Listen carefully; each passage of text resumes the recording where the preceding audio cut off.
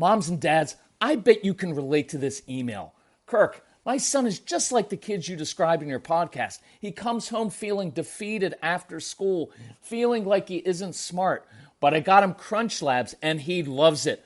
Building the new toy and watching Mark Rober makes him feel smart. And then he explains, talking a million miles a minute, like our kids do, all the cool science facts he's learned. It's like I get my real kid back when he's building his Crunch Labs toy. And that is exactly why I was so psyched when my niece first told me how her son loves Crunch Lab. Confession, this is the one sponsor I wanted more than any other because it's such a perfect fit for our kids. So go to crunchlabs.com/calm and you'll see why. Crunch Labs is a STEM monthly subscription build box for kids. Your kids get a really fun toy in the mail every month. And what kid doesn't love that? And then they put it together by watching a step-by-step video from former NASA engineer Mark Rober, where he teaches all the cool physics that make the toy work. Mark's passion is helping kids think like engineers. And this helps your kids develop resilience and problem-solving skills while having a ton of fun. Get your kids something they will actually love, use, and look forward to getting all throughout the coming year. Build your child's confidence now. Visit crunchlabs.com/calm and get your kids Crunch Labs today. When you bring your child home for the first time, you want a baby monitor you can trust. When you choose Stork, you choose technology trusted to monitor 10 million babies in hospitals every year. Stork continuously tracks your baby's pulse rate, oxygen saturation, and temperature. Visit MassimoStork.com to learn more. Stork, a revolutionary baby monitor, is born. Stork is not a medical device. Read and understand all product labeling. Massimo data on file. Hey everyone, this is Kirk Martin, founder of Celebrate Calm, and you can find all of our resources at celebratecalm.com. We've got videos, blogs, all kinds of stuff. So today I want to talk to you about kids who struggle with social skills, with transitions, with following directions, with sensory issues. And this will be for parents, but really also for teachers directly. And parents, you can always share these podcasts with teachers. And what we like to do is try to give very, very, very practical, concrete strategies that actually work in the home and in the classroom. All of it's based in science and research, but what makes us different, I think, and why teachers actually love our training especially is it's very practical, right? So we took the science and research, and I went into literally hundreds of classrooms, spent thousands of hours in real classrooms across the country, elementary, middle, high school, public school, private school, Montessori schools, everything, so that we could take these learnings and then apply them to real life situations. So I'm going to go through two scenarios here and two ideas for you, but there'll be a lot packed into this. So let's say you've got that child in your class, that student, and we'll call him Jacob because a lot of the kids I worked with were named Jacob. You know, just kind of a strong-willed kid, or maybe he's a really creative kid and he struggles with focus and attention, executive function, anxiety, organization, following directions, impulse control. Maybe he gets upset easily. You know what I'm talking about. He just struggles in school. And look, typically what we do with our kids is we use those behavior charts, but they tend not to work. Consequences don't work because we're not really getting to the root of the issue and giving the child tools to succeed. So I want to start building successes. So here are two ideas. So let's say, you've got one of these kids in class and you're like, oh, at least at recess, he'll get to go outside and run around and it'll be good for him. But then what you find out is many of these kids struggle at recess because they don't get along well with other kids that well. Many of these kids have something called asynchronous development. So asynchronous, they're out of sync. Intellectually, they're often a few years ahead. Really bright kids, just not always academically motivated, but they can have great conversations with older kids or adults. Love getting sent to the principal's office because they will charm the principal and solve all the world's issues. But socially and emotionally, you'll notice them in class doing silly things, goofy things, sometimes kind of things to get into trouble. And they're a year or two behind, so they tend to get along better with little kids or animals. So watch, you've got this great dichotomy between getting along better with adults and then younger kids are animals, who do they struggle to connect with? Well, kids their own age. And unfortunately, these kids have to go to school for 12 straight years with kids that are only their same age. So it's kind of tough. Now, they're out on the playground. Here's what else hurts. These are kids who have very, very, very busy brains running 1,000,000 miles a minute, and it feels like it's out of order or out of control. So what happens with these kids is, if things feel like they're out of control, their natural instinct is to control situations and to control people. It's why they're often bossy. It's why when they play games, they will change the rules of the game, they will quit, or they'll cheat. And look, they're not doing it on purpose, right? Like, no kid wakes up in the morning and says, wow, today I want to be really difficult. I want my parents to yell at me in the morning, and then I want to get in trouble at school. I hope that I don't have any friends. I hope that nobody invites me to the sleepover or the birthday party. And then when I get home, I really want my parents to yell at me because I'm struggling with homework, and then I have trouble at bedtime and dinner time. I'm really picky. No child wants that, right? So I try to get into the heart of the child and really into the brain of the child and figure out what's going on. So let me give you one idea for one of these kids. So imagine you go up and say, Jacob, listen, man, I could really use your help. Because those are magical words for strong-willed kids. They love helping other adults and feeling like they're doing something purposeful. So listen, Jacob, next week, we're beginning a new unit on reptiles. I've noticed you're really good at drawing. Listen, I've seen your graffiti in the boys' bathroom. It's highly inappropriate, but actually very good. Kidding. But you always want to affirm your kids and your students' gifts and what they're good at doing, because in our society, we tend to spend all of our time trying to fix every single weakness that they have, and then we neglect to notice their gifts, and their gifts are where they derive confidence. So listen, you're really good at drawing, and I noticed James over there, he loves to doodle and draw as well. So listen, at recess, if I brought out some poster board, could you guys draw some reptiles for me? And then next week I'll hang them up on the blackboard so everybody can see them, and I'll actually use them in class. It would help me a lot. So watch what we're doing. And I know for the teachers, it's not your job to help kids build social skills. But if you can do this kind of thing and it doesn't actually take you any extra time, all the better. And actually, most of the strategies that we try to provide, the interventions, they don't take extra time, right? I don't want you to have to redo your whole lesson plan. I'm actually trying to save time, because if I can do something like this very purposefully, then I'm saving the fights on the playground and all the disagreements, and then you have to go and break up all the fights and lecture the kids how they need to take turns, but these kids don't like to take turns, and then they're going to tell you how bad Jacob was and how he cut in line and how he cheats, and I want to get, I don't want to have to deal with that. And so look, I've got these two kids drawing. I'm using their gifts and talents. I've got two kids doing something together, and one of the easiest ways to build social skills is to get a couple kids working on a project together, because now they're not necessarily trying to dominate each other. They're working on something together, and you've found they have something in common, right? They may love dinosaurs. So it's a natural way for them to start building kind of a little friendship. And then Jacob's not sitting there by himself drawing the reptiles. You've got him with another student, right? Now here's the other thing. The next week, after they draw the reptiles, you have an opportunity to say, man, you guys did an awesome job. Those are the best reptiles I have ever seen drawn. You guys are like experts at this. And see, instead of having to kind of get on this child because he didn't play well, he didn't get along with the other kids, now you've just been able to affirm something that he's good at doing.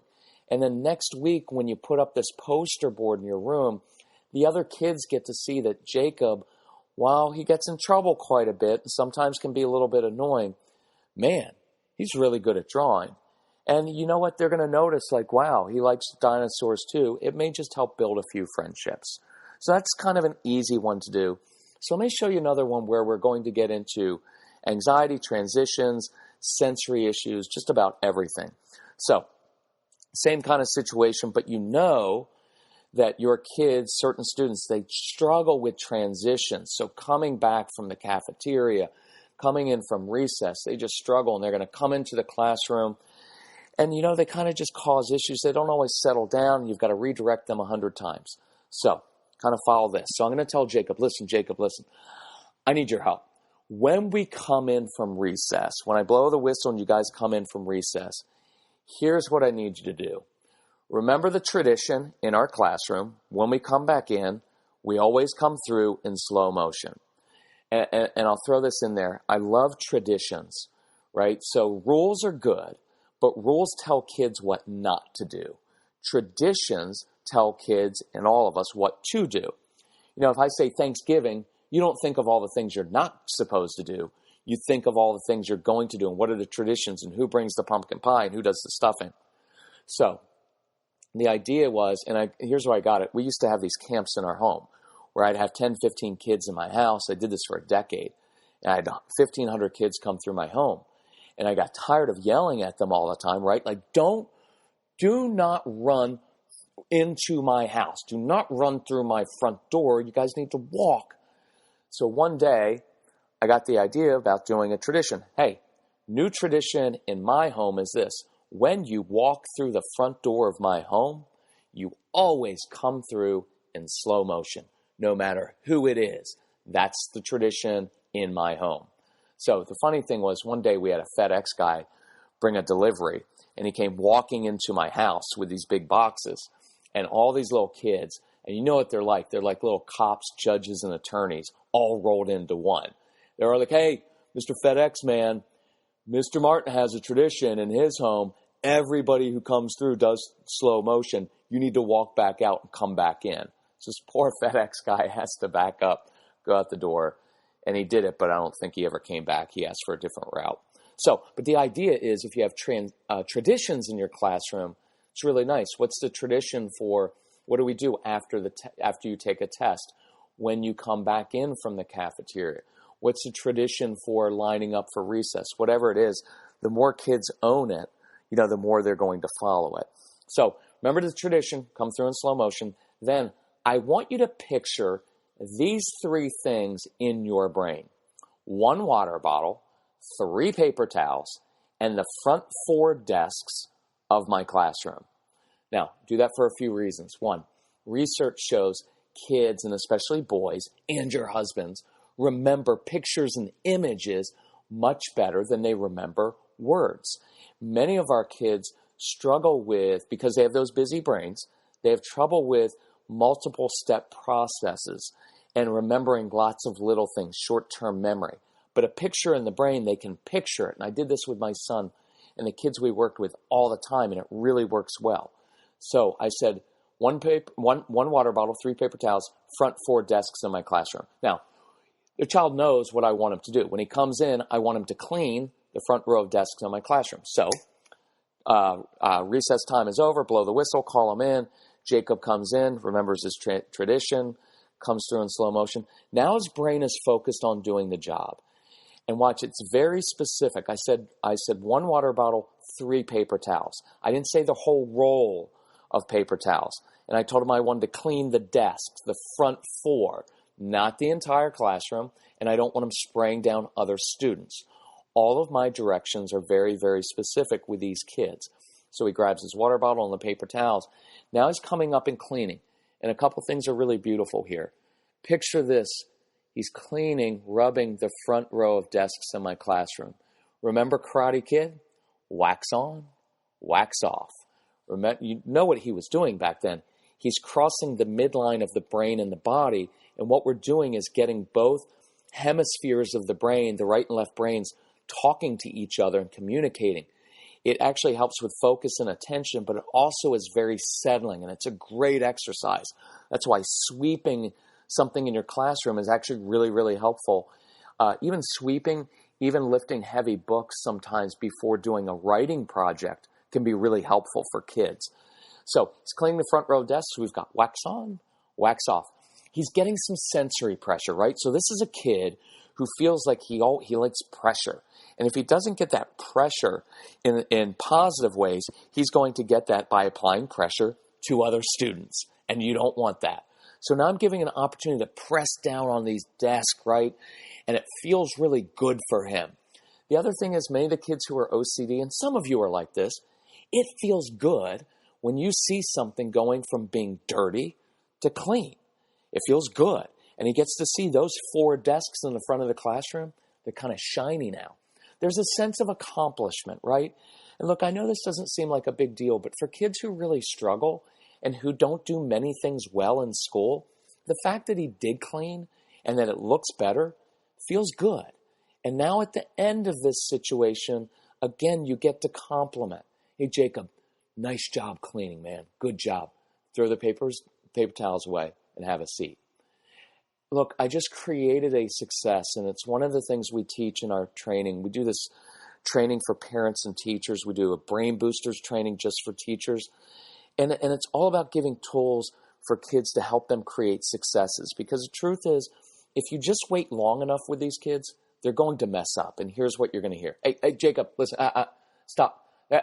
How many times do I have to tell you? And it's just that negativity continually.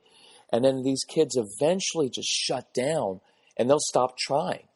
And attitude gets kind of bad. So I want to continually do this, right? So I'm going to leave it right there. I want to keep this kind of short and sweet for you because these are 2 ideas you can put in place, in your classroom. Take the principles and apply them. And here's the thing. If you want help with this, reach out to us, right? We'd love to come to your school, your church school, whatever it is, and train your parents and teachers. And if you will email us, email my son. It's Casey, Casey, at celebratecalm.com, or you can email Emily at celebratecalm.com. And just put the word reptile or reptiles in the subject line. And if you don't mind, include the name of your school and the city. And what we'll do is we'll send you back like a 1-page proposal. It's really quick, short, and sweet. It's something you can forward to your teachers, to school counselors, to your PTA, or to your principal, or even to your school district. And then, and we'd love to come. We do the teacher training. And what's kind of cool is we'll usually do teacher training during the day. Then in the evening, we'll do training for parents. And my son even conducts school assemblies. So look, on the same day, we can get parents, teachers, and kids all on the same page, using the same language, a lot of the same ideas, so everybody's talking to each other. It's really, really effective. And by the way, teachers love our training because I tell a lot of stories, and they're actually funny stories. And so you laugh and you learn. It's not theory. It's it's practical stuff you can use every day. So if we can help you in any way, reach out to us. Our phone number is 888-506-1871. Again, you can email Casey at celebratecalm.com. You can find us on Facebook, Celebrate Calm. We've got a free newsletter. I've got blogs, all kinds of other podcasts too. So I wanted to thank you for listening. Thank you for investing the time, both as teachers and parents, into helping these kids, because I know you love these kids and they're frustrated. So I appreciate you putting the time in. If we can help you in any way, just let us know. Thanks so much. Bye-bye.